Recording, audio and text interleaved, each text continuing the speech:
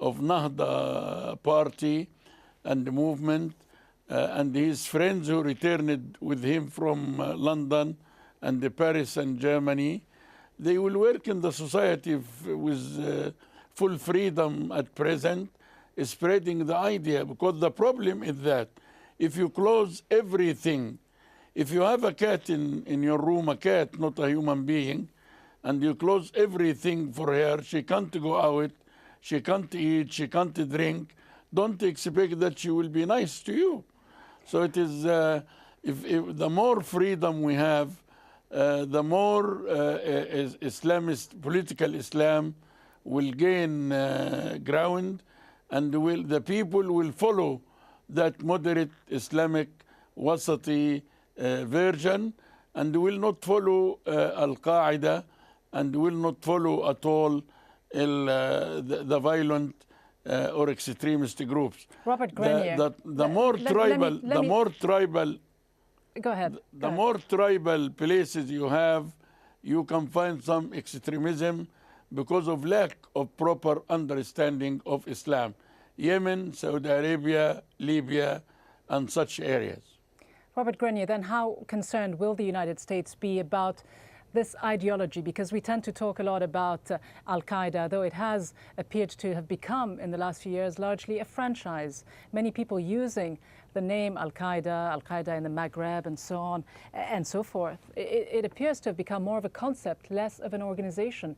So just how much of a cause for concern will there be in Washington that the ideology could continue to spread?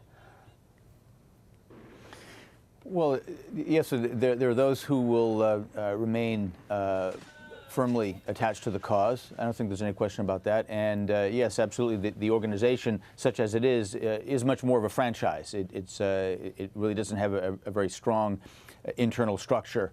It's a number of disparate groups who have branded themselves in similar ways because they share a similar ideology. But what I think we need to worry about now is the environment in which they will find themselves. And I think that we need to be very concerned lest a situation arise like the one which is apparently hoped for by this jihadi whom you quoted just a few moments ago. He apparently is hoping for the failure of this democratic awakening. He is hoping that the aspirations of the people will be frustrated. And in that sort of an environment, then those who provide a violent alternative will find people who are inclined to join them because their legitimate aspirations have been frustrated elsewhere. So if anything, this argues for a very strong Western interest in the success of the democratic awakening that we're seeing in all these countries.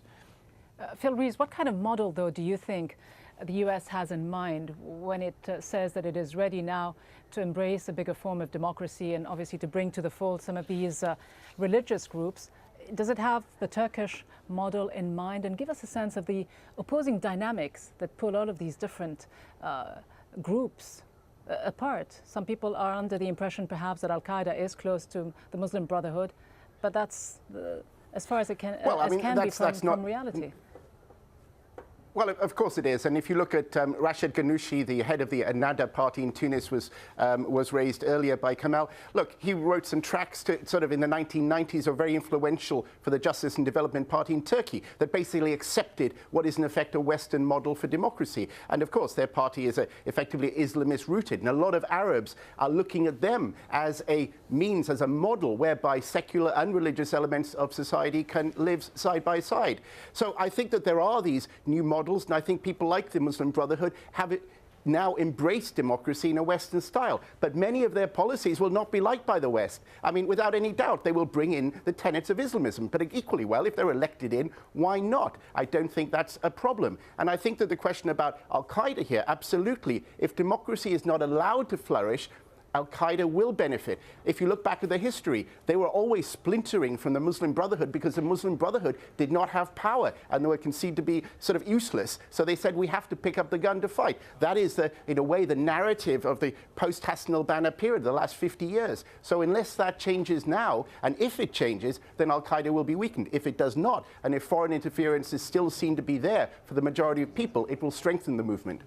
Robert Grenier, how confident are you that the right change will come about primarily from Washington? I know you worked with the CIA for more than 25 years. You left. Many people suggested in media reports that you left because you felt that the approach toward Al-Qaeda was not the right one. You were against the so-called extraordinary rendition of some detainees and their subjection to forms of torture. Do you feel that the U.S. failed in its so-called war on terrorism? Well, I think that dating back to my own time in the CIA and working against terrorism, I think that the CIA, in cooperation with other services in many other countries, did very well tactically. I think they were very good at capturing terrorists. But where I think they failed very badly was in engaging in what has frequently been referred to in the United States as the war of ideas. I felt very strongly at the time, and in fact said so at the time, that a very strong pro-democracy policy should have been a central part of the U.S. appeal to try to strategically weaken these extremist movements throughout the Muslim world. An ongoing discussion, no doubt, but I want to thank all my guests for now for joining us on this edition of Inside Story.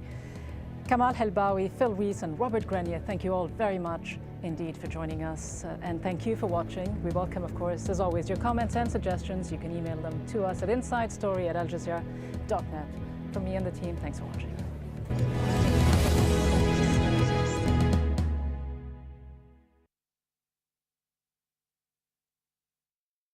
Business Latest is brought to you by Catalum, the most efficient and environmentally friendly aluminium smelter.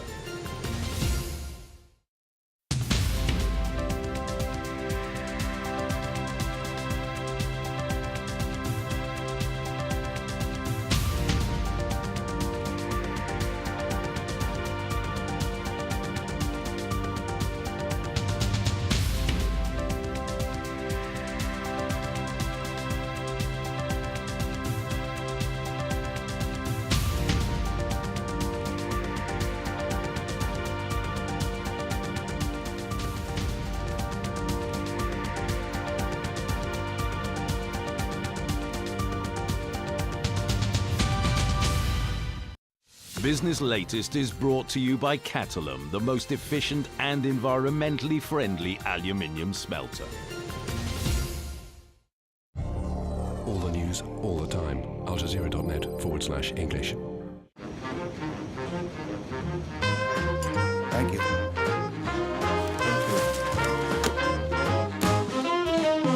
Oh, no.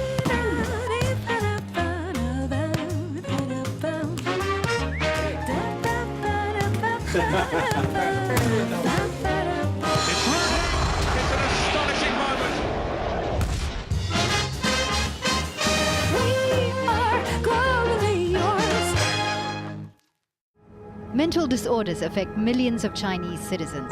But with a chronic lack of support, is this a social time bomb threatening to leave victims and broken families in its wake? 101